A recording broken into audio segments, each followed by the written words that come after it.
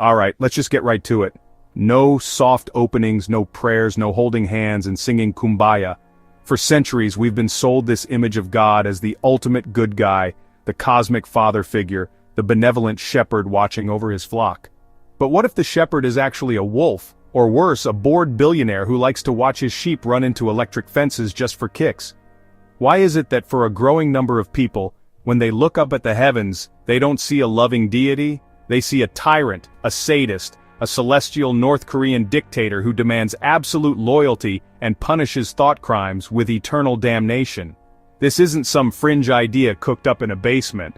It's a question that echoes through the halls of philosophy and rattles the pews of even the most devout. Seriously, think about the job description.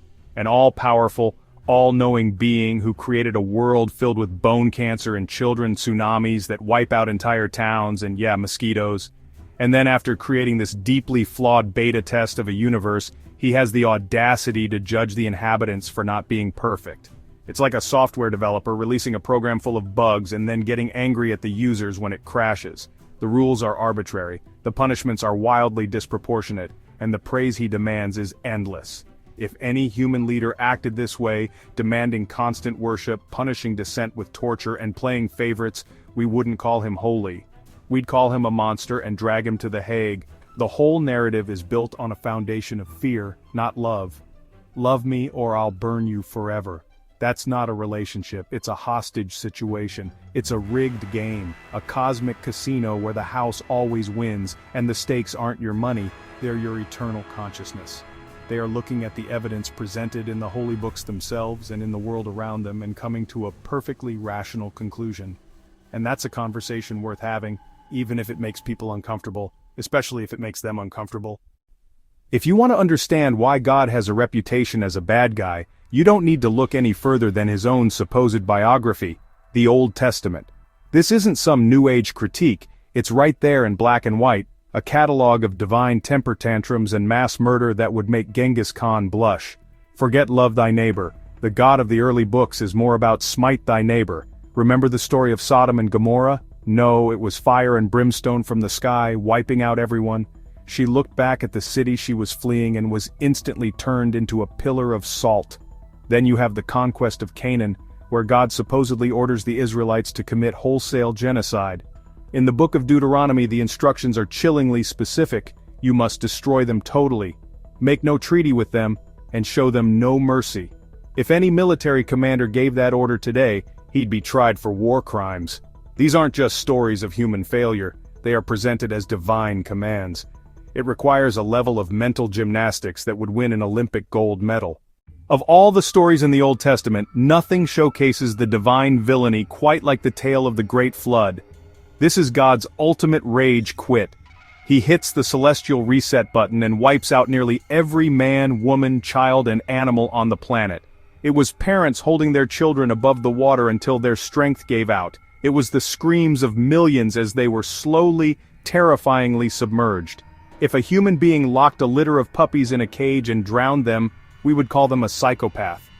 The story of Noah's Ark is often sold to children as a cute little tale with cartoon animals lining up 2 by 2. They leave out the part where the rest of the world is dying a miserable death just outside the boat. It's like an abusive spouse who beats his partner to within an inch of their life and then says, "I'm so sorry, I promise I'll never hit you that hard again." The flood story doesn't paint a picture of a just God who was forced into a tough decision. If the flood is about God's genocidal rage, the book of Job is about his sadistic, narcissistic cruelty on a personal level. The story begins with God bragging to Satan about his most faithful servant, Job. All 10 of his children are killed when a mighty wind collapses the house they're in. This perfect man, this loyal servant, is left sitting in ashes, scraping his open wounds with a piece of broken pottery. No, he shows up in a whirlwind and bullies Job into submission. In the end, God gives Job double everything he lost. New children, new sheep, new camels. As if you can replace murdered children like you replace a totaled car. Alright, let's step away from the ancient scriptures for a minute and look at the world right now today, on August 18th, 2025. The argument is simple, and it was laid out beautifully by the ancient Greek philosopher Epicurus. A natural disaster kills thousands of innocent people in the most terrifying way imaginable. It's a logical checkmate. A child is born with a horrific genetic disease that will cause them a lifetime of pain before an early death. Turn on the news. The typical religious excuses are just intellectually insulting. The plan includes the Holocaust? That's not a mysterious plan, that's a monstrous one. For many religions, life is just the pre-game show for the main event. An eternity of conscious torment in a place called hell.